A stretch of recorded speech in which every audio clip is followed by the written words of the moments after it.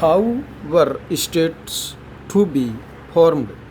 The Constitution sought to balance these compounding claims by providing three lists of subjects: a union list with subjects such as taxes, defense, and foreign affairs, which would be the exclusive responsibility of the center, a state list of subjects such as education and health, which would be taken care of principally by the states, a list under which would come subjects such as forests and agriculture, in which the center and the state would have joint responsibility.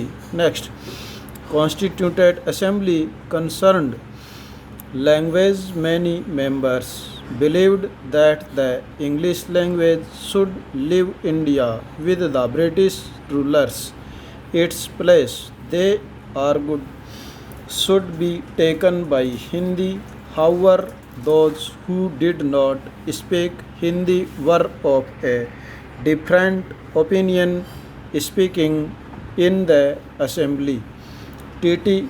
Krishnamurti conveyed a warning on behalf of people of the South, some of whom threatened to separate from India if Hindi was imposed on them. A compromise was finally arrived at, namely, that while Hindi would be the official language of India, English would be used in the courts, the services, and communications between one state and another. Next, many Indians contributed to the forming of the Constitution, but perhaps the most important role was played by Dr. B.R. Ambedkar, who was chairman of the drafting committee and under whose supervision the document was finalized. In this final speech to the Constituent Assembly, Dr. Ambedkar pointed out that political democracy had to be accompanied by economic and social democracy, giving the right to vote would not automatically lead to the removal of other, such as between rich and poor or between upper and lower castes.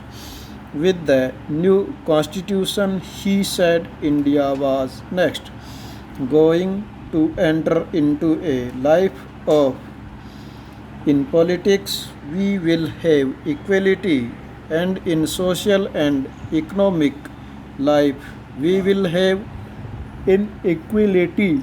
In policies we will be recognizing the principle of one man, one vote, and one value. In our social and economic life, we shall, by reason of our social and economic structure, continue to deny the principle of one man, one value. Next, how were states to be formed?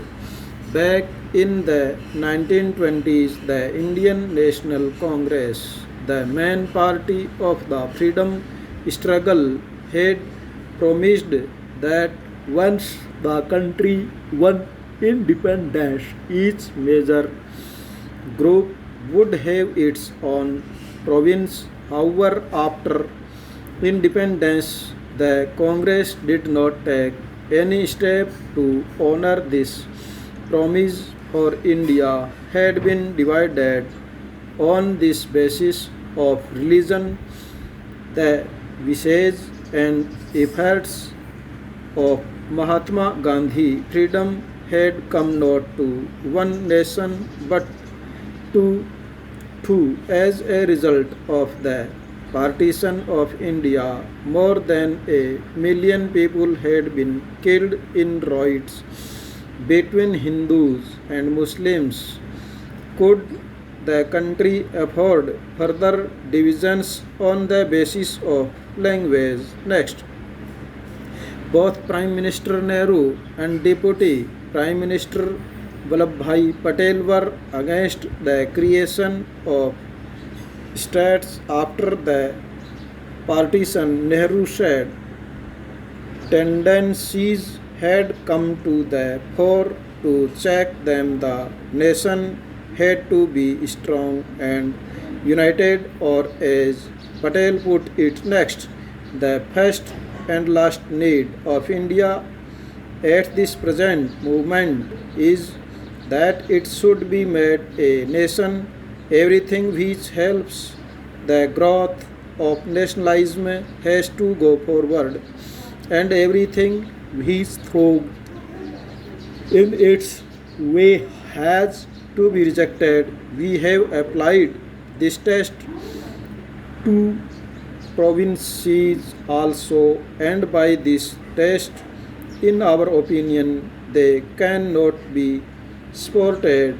Next, that the Congress leaders would now go back on their promise created great disappointment. The Kannada speakers, Malayalam speakers, the Marathi speakers, and all looked forward to having their own state. The strongest protest, however, came from the Telugu speaking districts of what was the Madras Presidency. When Nehru went to campaign there during the general election of 1952, he was met with black flags and slogans demanding "We want Andhra." In October of that year, a veteran Gandhian named Poti Siramulu went on a hunger strike demanding the formation of Andhra state to protect the interests to Telugu speakers. As the fest went on, it attracted much support. Harotals and bandhans were observed in many towns. Next, on 15 December 1952, 58 days into his fast, Poti Sirumulu died. As a newspaper put it, the news of the passing away of Srimulu influenced entire Andhra and South. The protests were so intense that the central government was forced to give in to the demand. Thus, on 1st October 1953, this new state of Andhra came into being, which subsequently became Andhra Pradesh. Next, after the creation of Andhra, other communities also demanded their own separate states. A states Reorganizations Commission was set up, which submitted its report in 1956, recommending the redrawing of districts at provincial boundaries to form compact province of Assamese, Bengalis, Oriya, Tamili, Malayalam, Kannada, and Telugu speakers respectively. Next, the large Hindi speaking region of North India was also to be broken